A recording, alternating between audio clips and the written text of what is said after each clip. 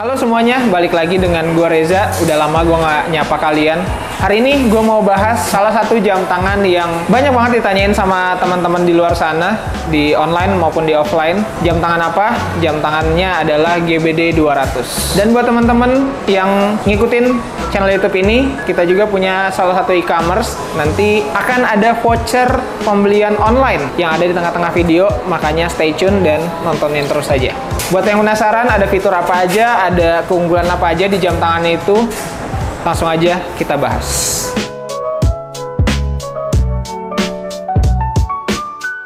Oke, ini adalah tampilan home time dari si GBD 200 ini. Kita bisa lihat sendiri di atas ada tanggal, bulan, lalu jam, hari, dan juga ada detiknya. Kalau kita tekan mode, kita masuk ke workout timer. Ini adalah timer yang bisa kita lakukan berulang kali. Jadi kalau misalnya kita mau gunakan untuk workout, itu bisa banget. Contohnya, kita mau melakukan lari selama 10 menit. Lalu, timer kedua kita setting 5 menit untuk istirahat. Selanjutnya, kita lari lagi 10 menit, itu kita bisa setting berulang-ulang kali. Sampai dengan 20 set. Dan setiap setnya itu ada 5 putaran. Bisa sampai 20, dan kalau misalnya kita enter, nah ini kita bisa buat workoutnya berkali-kali. Kita setting waktunya. Lalu selanjutnya kita ke putaran kedua atau timer kedua. Ini kita bisa setting juga menjadi 5 menit. Nah, ini sesuaikan aja sesuai kebutuhan kalian ya. Dan untuk tulisannya itu bisa kita ganti juga. Cuman itu nanti dijelasinnya setelah kita konekin si jam tangan ini ke handphone atau ke Bluetooth. Kalau sudah nanti kita tinggal yes, save, dan kita sudah siap pakai. Nanti di bawahnya itu ada total waktu penggunaannya. Jadi tadi di workout 1, di timer 1, itu kita setting 10 menit. Dan timer 2, itu kita atur 5 menit. Dan kita buat secara 2 set, atau 2 kali pengulangan, atau 2 kali repeat. Yang mana total dari waktu workout kita adalah 30 menit. Nanti kalau kita sudah mau pakai, kita tinggal klik start. Dan waktu akan berjalan mundur sebagaimana timer bekerja. Dan kalau sudah waktu di timer kita sudah habis, nanti dia akan berpindah ke timer kedua. Begitu seterusnya. Nanti kalau misalnya sudah berakhir, timernya hanya 2, nanti dia kembali lagi. Menandakan itu sudah berubah menjadi set kedua. Kalau sudah, kita bisa matikan, lalu tekan D untuk kembali ke settingan semula. Nanti kalau waktunya sudah habis, jam tangan tersebut akan berbunyi. Kita ambil contoh 1 menit. Kita rubah dulu timernya menjadi 1 menit. Ini tetap. Ini kita rubah jadi 1 menit, dan kita ingin melihat perpindahan dari si timer ini. Kita buat 30 detik aja untuk contoh. Kita buat jadi 30 detik. Kalau sudah di oke, di yes. Lalu kita setting lagi. Kita masuk ke timer keduanya, itu adalah kita ambil contoh 10 detik aja.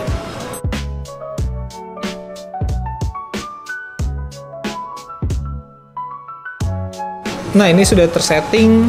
Total waktu di timer 1 itu adalah 30 detik, dan di timer kedua atau workout kedua itu adalah 10 detik. Yang mana total waktu dari 2 set waktu workout kita itu adalah 1 menit 20 detik. Kita start.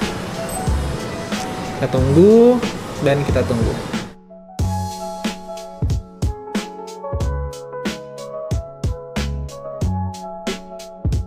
Workout 1 sudah habis atau timer 1, dan dia sudah langsung pindah dengan otomatis ke workout 2 atau timer 2 dengan mengurangi total waktu yang sudah kita set tadi.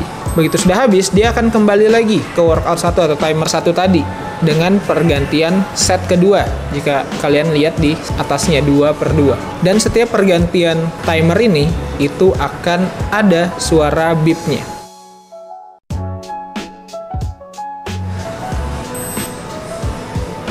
Ya, seperti itu. Dan kalau sudah, timer akan menunjukkan tulisan time up atau waktu sudah habis dengan bunyi dan getar seperti itu.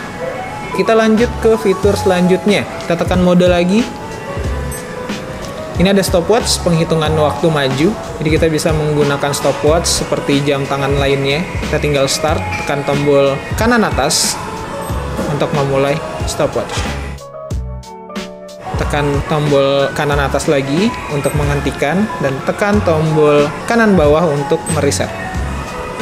Lalu selanjutnya kita tekan mode. Ini adalah fitur activity, yang mana ketika kita menggunakan olahraga, jam tangan tersebut akan merekam berapa banyak total aktivitas yang kita lakukan dalam 1 bulan.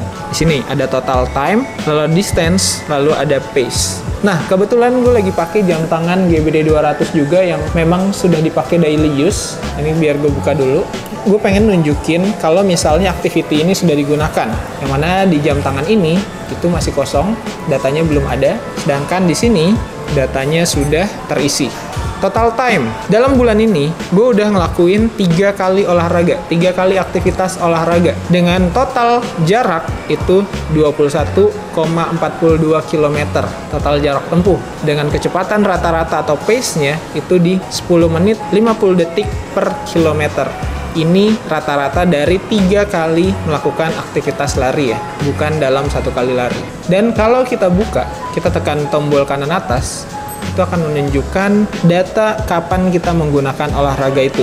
Nah, ini data pertama tadi hanya digunakan sebanyak 0,64 km. Kita bisa buka datanya. Itu total waktunya ada 7 menit, 46 detik, dan berapa lap-nya. Lalu selanjutnya di tanggal 6 Mei, selama 1 jam 18 detik dengan waktu lap 8 menit dan lap kedua 7 menit dan seterusnya.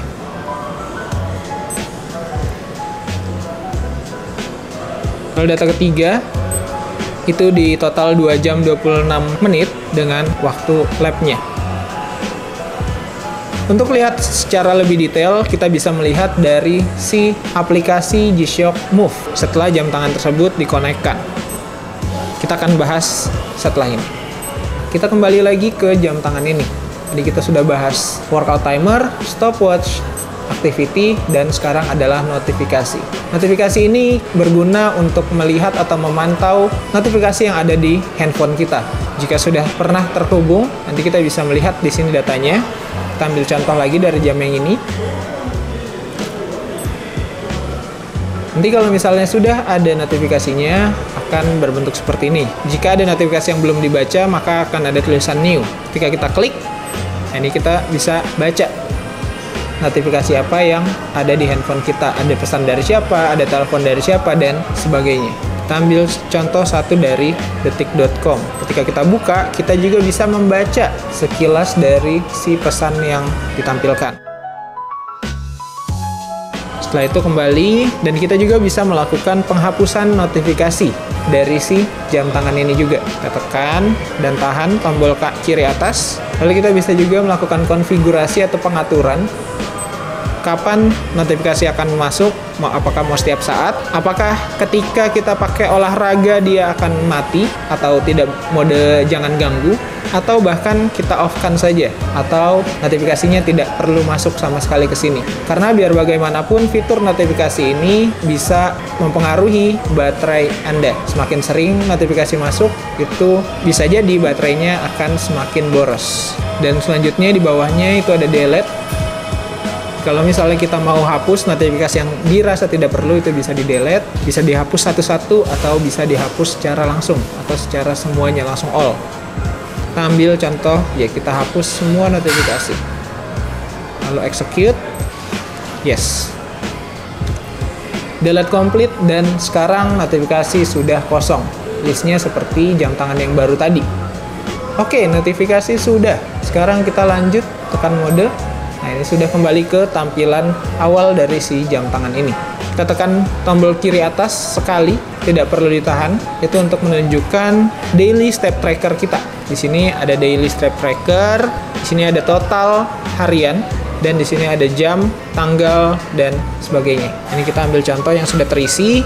Nah, ini hari ini saya baru menggunakan sebanyak 3.276 langkah.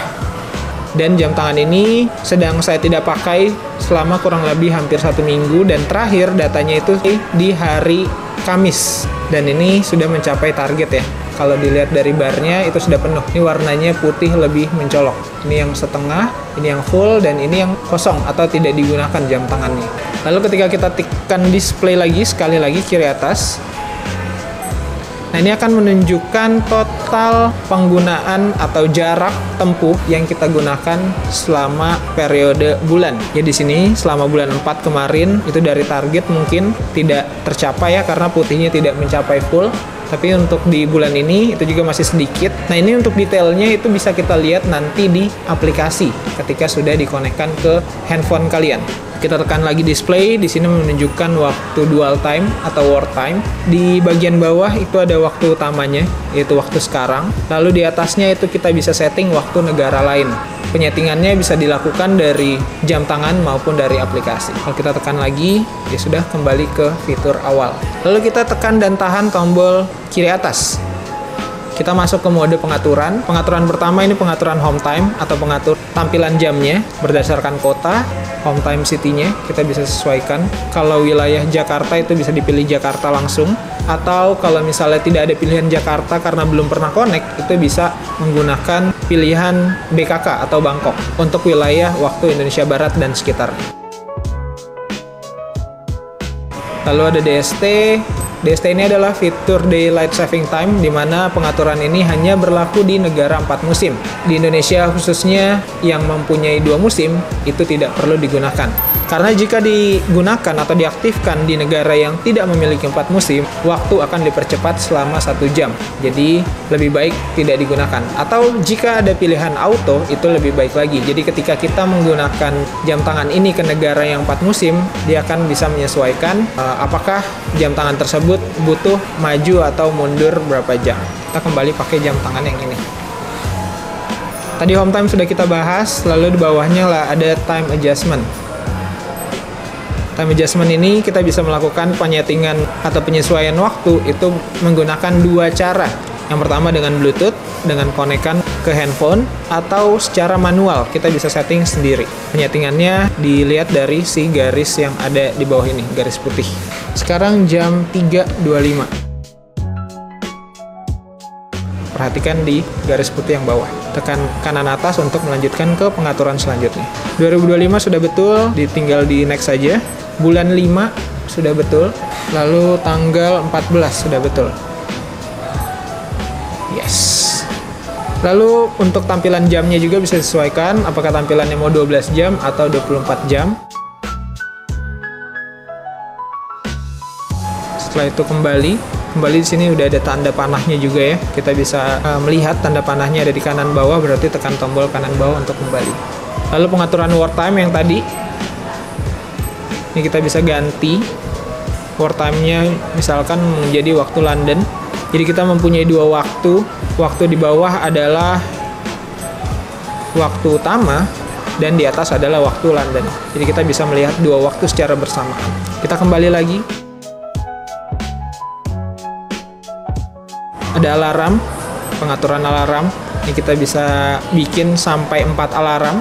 Alarm di jam tangan itu tidak direkomendasikan untuk membangunkan tidur, karena biasanya bunyi alarm di jam tangan itu tidak sekencang di handphone ataupun di perangkat lainnya. Jadi biasanya itu hanya pengingat, sebagaimana misalnya ada waktu sholat, atau ada waktu minum obat, atau waktu makan.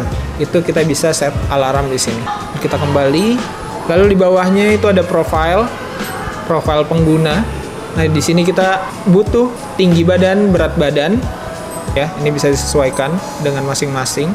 Lalu ada seks atau jenis kelamin. Lalu tanggal lahir atau birthday. Lalu pergelangan mana jam tangan kita gunakan. Tangan kiri ataupun tangan kanan. Nah, data-data ini diperlukan untuk mengukur kalori yang dibutuhkan atau kalori yang dibakar ketika kita selesai olahraga. Sudah kembali, lalu di bagian bawahnya itu ada beep. Ketika kita tekan tombol itu ada bunyi beep, beep, dan beep. Di sini ada pilihannya ketika kita sedang mengoperasikan jam, ini mau bunyi atau tidak, coba kita off-kan. Selanjutnya, setiap kali ketika menekan tombol tidak ada bunyi beep lagi. Begitupun untuk notifikasi, ini kita bisa matikan atau kita nyalakan untuk bunyi beepnya setiap kali notifikasi itu masuk ke jam tangan ini. Lalu di bawahnya kita kembali lagi ke setting. Lalu di bawahnya ada light. Di sini ada auto light dan ada durasi. Auto light ini berguna ketika kita menaikkan jam tangan kita atau kita mengangkat tangan kita kurang lebih 45 derajat, itu akan menyalakan atau mengaktifkan fitur lampu tanpa kita harus menekan tombol lampu seperti ini. Kita coba on-kan. Sekarang kita angkat jam tangannya. Tuh, lampunya akan menyala walaupun tidak ditekan. Dan untuk durasi lampunya sendiri kita bisa setting itu 1,5 detik ataupun 3 detik. Di jam tangan G-Shock itu juga ada yang 1,5 detik ataupun 5 detik, tergantung tipe jamnya. Jika sudah kembali lagi, di bawahnya ada vibration. Vibration sama dengan beep tadi.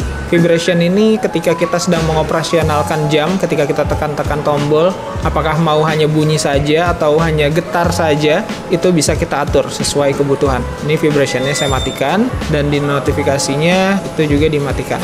Jadi ketika notifikasi masuk atau ketika tombol ditekan, itu hanya beep saja. Ini bisa dimatikan ya semuanya. Kembali lagi, kita masuk ke menu pairing. Pairing di sini itu untuk mengkonekkan atau menghubungkan jam tangan kalian dengan handphone kalian di mode pairing. Jadi kita akan praktekkan.